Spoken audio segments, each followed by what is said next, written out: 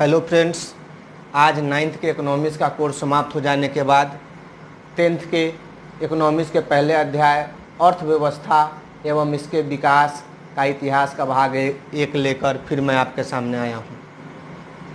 अर्थव्यवस्था, हमारे देश की अर्थव्यवस्था कोई एक दिन की अर्थव्यवस्था नहीं है, ये बहुत पुरानी अर्थव्यवस्था है। आज़ादी से पहले 200 वर्षों तक अंग्रेज़ों ने हमारे देश पर शासन किया और हमारे देश को अपना उपनिवेश बना के रखा। उपनिवेश कहने का मतलब है कॉलोनी। इसका अर्थ क्या होता है कि जब कोई समृद्धशाली देश किसी दूसरे देश पर उसका व्यवसाय और आर्थिक रूप से अपना राज्य कर लेता है, अपना शोषण करने लगता है जब उस देश का, तो शासित देश जो होता है उस शासक देश का उपनिवेश हो जाता है। जैसे कि 200 वर्षों तक हमारा देश अंग्रेजों का उपनिवेश बना हुआ रहा। उपनिवेश कहने का अर्थ क्या है कि हमारा देश सोने का चिड़िया था और उस सोने की चिड़िया को लूट लूट के पूरी तरह से कंगाल कर दिया अंग्रेजों ने। उपनिवेश में देश क्या करता है कि दूसरे देश को, जिसको वो अपना उपनिवेश बनाता है, उसको किसी भी तरह के विकास से उससे कोई मतलब नहीं होता है। वो सिर्फ अपना फायदा सोचता है, किसी भी दूसरे देश का वो फायदा नहीं सोचता है। जैसे अंग्रेजों ने हमारे साथ किया। हमारी कृषि, हमारे व्यवसाय, हमारे उद्योग धंधे, जो हमारे देश में जितने भी उद्योग धंधे थे, हमारा देश बहुत समृद्ध था, उन सबको पूरी तरह से बर्बाद करके अंग्रेजों ने अपने देश की पूंजी को, अपने देश के हमारा कोहिनूर तक लूट के वो वहाँ तक ले गए, अपने देश तक सब कुछ लूट के एकदम खास्ता स्थिति में 15 अगस्त 1947 को हमारे देश को आज़ाद किया गया। हमारे साथ एक चुनौती हो गई कि कैसे हम अपनी अर्थव्यवस्था को समृद्ध बनाएं। अर्थव्यवस्था को समृद्ध बनाने के लिए कुछ कार्य होते हैं, कुछ बिंदु हैं, जिसमें पहला बिंदु है आर्थिक क्रियाएं। आर्थिक क्रियाएं क्या होती हैं? वे सारी क्रियाएं जिससे हम आय प्राप्त करते हैं, जिससे हम पैसा कमाते हैं। वैसे सारी सेवाएं, वैसे सारी क्रियाएं जिससे हम आय की प्राप्ति करते हैं। क्रिया दो तरह का होता है, एक आर्थिक क्रिया, दूसरा अनार्थिक क्रिया। आर्थिक क्रिया क्या होता है? वैसी क्रिया जिससे कि हम आय की प्राप्ति करते हैं।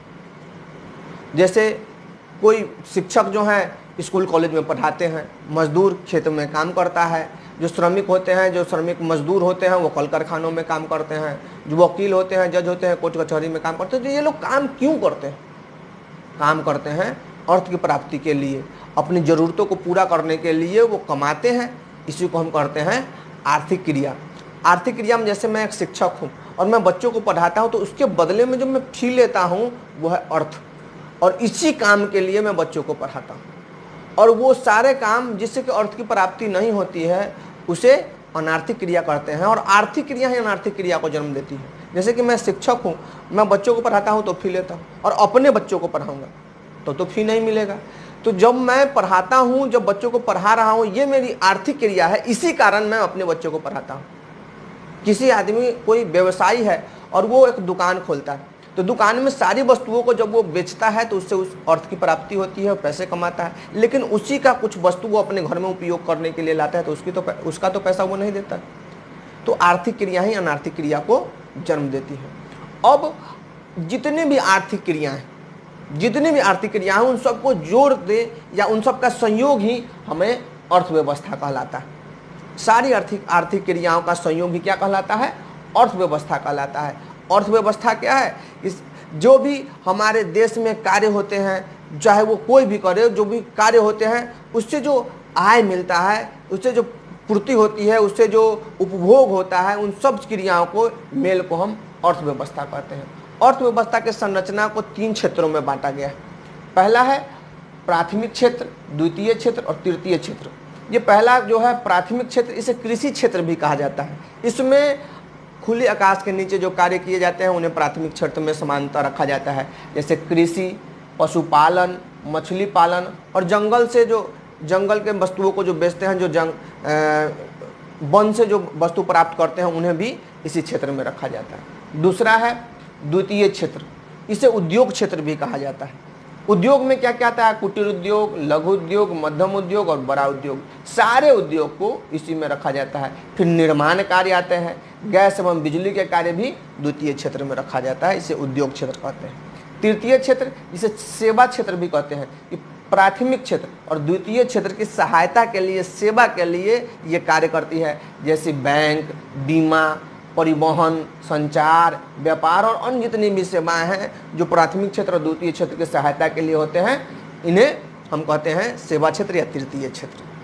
तो अर्थव्यवस्था में इनके आय का क्या योगदान है? जब हमारा देश आज़ाद हुआ था उस समय 1947 में प्राथमिक क्षेत्र का 58.2 और द्वितीय क्षेत्र का 14.3% और तृतीय क्षेत्र का योगदान 27.3% था।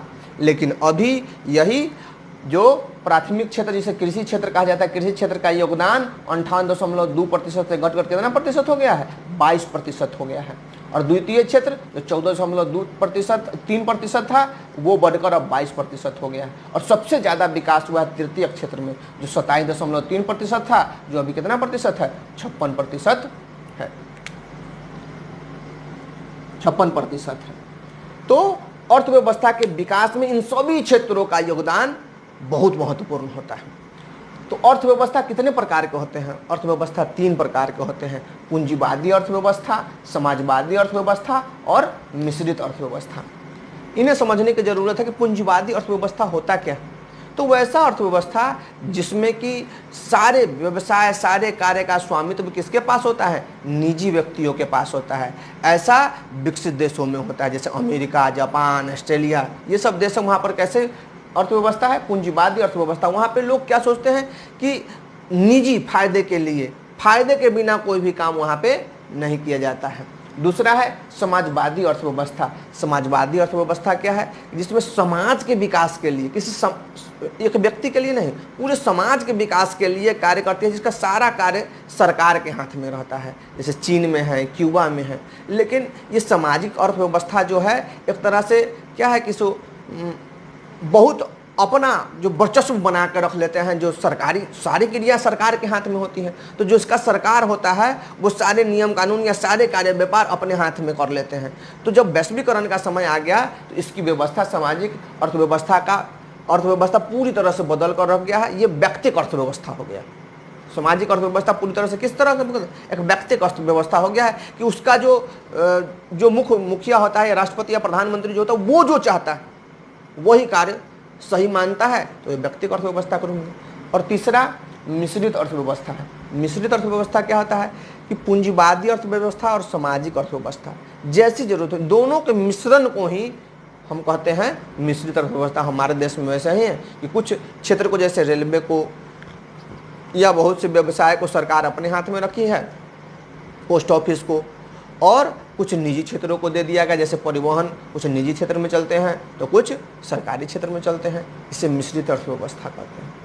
तो ये आज के इस प्रथम वीडियो में इतना ही। इसके आगे हम इसमें और कुछ जानेंगे कि अर्थव्यवस्था की संरचना कैसे, विकास कैसे होता है, अर्थव्यवस्था विकास में क्या है, बिहार में इसकी क्या अर्थव्यवस्था का कारण है। तो अभी 10th का ये पहला चैप्टर है, इसके अगले भाग में फिर आगे हम पढ़ेंगे। तो आप हमारे साथ जो भी नए जो वीडियो देखने वाले हैं उन्हें सब्सक्राइब कीजिए, इसे लाइक कीजिए और अपने दोस्तों तक शेयर कीजिए। तब तक के लिए बहुत बहुत धन्यवाद।